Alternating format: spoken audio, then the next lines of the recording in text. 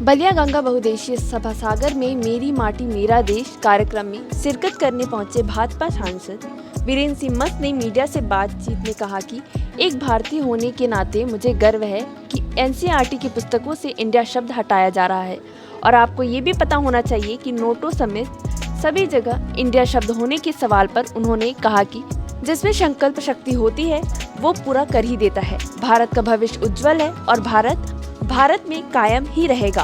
वहीं मदरसों की जांच के सवाल पर कहा कि जांच के बाद तथ्य सामने आ ही जाएंगे। वहीं बीजेपी सांसद वीरेंद्र सिंह मस्त और यूपी के राज्य मंत्री दयाशंकर मिश्र दयालु ने क्या कहा, आइए सुनते हैं। जी सांसद जी, आज किस तरह का ये कार्यक्रम था और मेरी माटी मेरा देश उसी का कार्यक्रम था। आज वो यहाँ का अमृत कलश रवाना होगा और इंडिया गेट पर प्रधानमंत्री जी के द्वारा आज़ादी के अमृत महोत्सव पर अमृत वाटिका का निर्माण होगा। गांव-गांव से जो मट्टी जा रही है और यही है आत्मनिर्भर भारत बनाने का संकल्प। आज़ादी के लड़ाई के दिनों में बाबू मोहनदास करमचंद गांधी ने जिस ग्राम स्वराज का सपना देखा था, सपना साकार हो रहा है और इसी सपने का एक महत्वपूर्ण हिस्सा है मेरी माटी मेरा देश का कार्यक्रम। जी सांसद जी, जिस तरह से एनसीईआरटी से जिस तरह से इंडिया शब्द को हटाने की बात सामने आई है, सरकार ने जो फैसला लिया है कि एनसीईआरटी की बुक से जो इंडिया जो शब्द है वो हटा दिए जाएंगे, इसको कैसे देख रहे हैं? भारतीय होने के नाते मुझे गर्व है कि भारत के उस एनसीईआरटी की दर से इंडिया हट रहा है और आपको भी गर्व होना चाहिए। सर, एनसीईआरटी कहाँ से इंडिया हटाएंगे? नोटों पे भी तो इंडिया शब्द लिखा है, तमाम ऐसे जगहों पे इंडिया शब्द का इस्तेमाल है, कहाँ से हटेगा ये इंडिया? जब आप ही को लगता है कि नहीं हटेगा, ये जान लीजिए कि जिसमें संकल्प शक्ति होता है वो पूरा कर ही देता है। तो आने वाले समय में नोटों से भी इंडिया शब्द गायब होंगे? आने वाले समय में मैं नहीं जानता हूं कि इंडिया कहने वाले लोग गायब हो जाएंगे या इंडिया शब्द कहने वाले लोग गायब हो जाएंगे, लेकिन भारत का भविष्य उज्जवल है और भारत में कायम ही रहेगा। सर, एक सरकार जो मदरसों की जांच कराने की बात कह रही है, मदरसों में विदेशी जो फंडिंग्स हो रहे हैं, ये बात सामने आई है, उसके लिए एसआईटी और एनआईए की टीम जांच कर रही है। क्या लगता है कि मदरसों में कहाँ से फंडिंग हो रही है, कैसे फंडिंग हो रहा है? क्या मदरसे जांच करने के बाद ही न जानकारी हो सकती है। क्या लगता है कि ऐसे फंडिंग्स आ रहे हैं क्या? हम जो कह रहे हैं वो जांच करेगी जो एजेंसी, उसके बाद ही न लगेगा। आप सपना देख रहे हैं, मैं अगर सपना देखने लग जाऊं तो बिना जांच के उसको कैसे कर सकते हैं? एक चीज़ और, जिस तरह से गठबंधन की बात सामने आ रही है, आज मेरी माटी मेरा देश के बारे में पूछना है कि पूरा देश की खबर पूछना जी।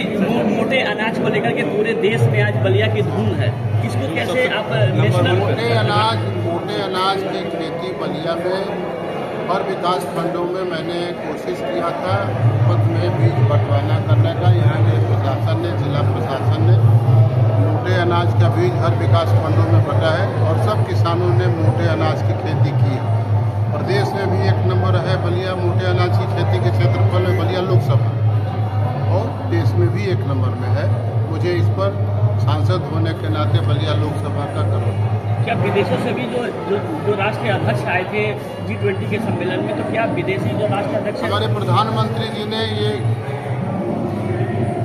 कहा है कि विदेशी G20 में 250 राष्ट्राध्यक्ष आए थे, उन लोगों ने भारत के मोटे अनाज की मांग की है, हम उसको पूरा करेंगे।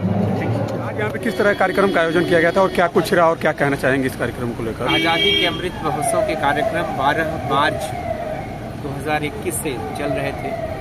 उन्हीं के समापन की कड़ी में ये मेरी माटी मेरा देश, जिसमें कि हम अपने देश की माटी को नमन कर रहे हैं, अपने शहीदों का वंदन कर रहे हैं। इसी में आज ये कार्यक्रम था बलिया जिले का, जिसमें बलिया के 17 ब्लॉकों से और हमारी 10 नगर पंचायत और 2 नगर पालिकाओं से मिलाकर एक घर से शहर और देहात की हर घर की मिट्टी और अक्षत एकत्र करके आज वो सारी चीज़ें यहाँ से एकत्र होकर दिल्ली और लखनऊ जाएगी। वहाँ से इन सब लोगों का एकत्रीकरण होगा दिल्ली में, फिर पूरे देश की माटी एक जगह अमृत वन के रूप में उसका उपयोग किया जाएगा। तो देश को एकता के सूत्र में पिरोने के लिए, देश की अखंडता को कायम रखने के लिए, अपने शहीदों को नमन करने के लिए, ऐसे न जाने कितने ऐसे गुमनाम शहीद हैं, ये बार बार हम मिलते हैं, उनको याद करते हैं। इसमें तमाम ऐसे नाम जुड़ते जा रहे हैं इस देश में जिनको हम भूल चुके थे। हम बधाई देना चाहते हैं इस देश के यशस्वी प्रधानमंत्री माननीय नरेंद्र मोदी जी को। इनकी प्रेरणा से देश ऐसे कार्यक्रम आयोजित कर पा रहा है। कम से कम इसी बहाने अपने शहीदों को याद करते, अपनी मिट्टी को नमन कर रहे हैं। हम योगी जी और मोदी जी दोनों लोगों को हृदय से बधाई देना चाहते हैं। जिस तरीके से देखा जाए काफ़ी हर्षों और उल्लास के साथ और हर गांव से मिट्टी एकत्रित की गई, इसका मुख्य तौर पे लोगों के लिए क्या आप मैसेज देना चाहेंगे, आम जनता के लिए क्या आप मैसेज देना चाहेंगे? देखिए, हम भले 6.5 लाख गाँव में बटा हुआ एक देश है, 29-30 राज्यों में बटा हुआ देश है, लेकिन एकता की बात करिएगा तो संपूर्ण देश एक अखंड देश है। और जब भी ऐसा कोई आह्वान होता है, आप पुराने दौर में 71 और जो हमारी 68 की लड़ाइयाँ हुई, 48 की जो लड़ाइयाँ हुई, उस दौर में भी इस देश ने भूखे रहकर हमेशा युद्धों में भाग लिया। इस देश की माताओं बहनों ने हमेशा लड़ाई के समय अपने गहने इस देश को दान किए हैं। हमने व्रत उस समय रखे थे जब देश में अनाज की कमी होती थी, तो देश ने सदैव अखंडता और एकता के लिए हमेशा अपनी कुर्बानियाँ दी हैं, अपना योगदान दिया है देश ने। तो उन्हीं की कड़ी में ऐसे कार्यक्रम से देश को कहीं न कहीं से हर देश का बच्चा, माताएं, बहन, बूढ़े, नौजवान सभी लोग इन कार्यक्रमों से जुड़कर अपने उन शहीदों को याद करते हैं। 5 राज्यों में चुनाव होने जा रहे हैं, क्या परिणाम हो सकते हैं? क्योंकि कई राज्यों में देखा गया कि अभी भी विपक्ष और कांग्रेस, भारतीय जनता पार्टी के कमल हर राज्य में खिलेंगे। जहां पहले से सरकारें हैं, वहां हमारी सरकारें फिर से अपने विजय के उस यात्रा को जारी रखेंगी। जहां हम नहीं जीत पाए हैं, वहां इस बार चुनाव जीतेंगे। ऐतिहासिक परिणाम होगा। परिणाम 17 नवंबर जो मध्य प्रदेश का चुनाव, अलग अलग तिथियों का चुनाव, जब एक साथ गणना होगी तो आप देखिएगा कि भारतीय जनता पार्टी का कमल उन सारे राज्यों में खिल चुका है। देखा जाए कि मौजूदा हालात में भी कई ऐसे राज्य में जहां बीजेपी की सरकार नहीं है, वहां फिर से विपक्ष और पूरा गठबंधन चुनाव मजबूती के साथ लड़ रहा है और उनका कहना है कि 5 राज्यों में बीजेपी इस बार खाता भी नहीं खुलनी है और साफ हो जाएगी। देखिए, विपक्ष क्या कहता है हम उस पर नहीं जाते।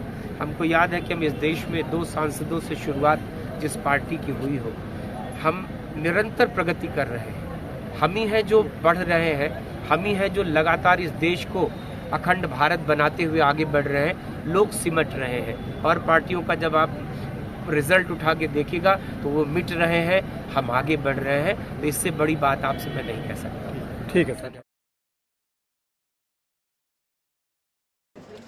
अब आप हमें कमेंट कर बताएं कि एनसीईआरटी की पुस्तकों से इंडिया हटाकर भारत के जाने पर आपको कितनी खुशी हुई, और हमारी वीडियो को लाइक और शेयर ज़रूर करें। और उत्तर प्रदेश से जुड़ी तमाम खबरों के लिए हमारे चैनल IBC 24 यूट्यूब सब्सक्राइब करना ना भूलें।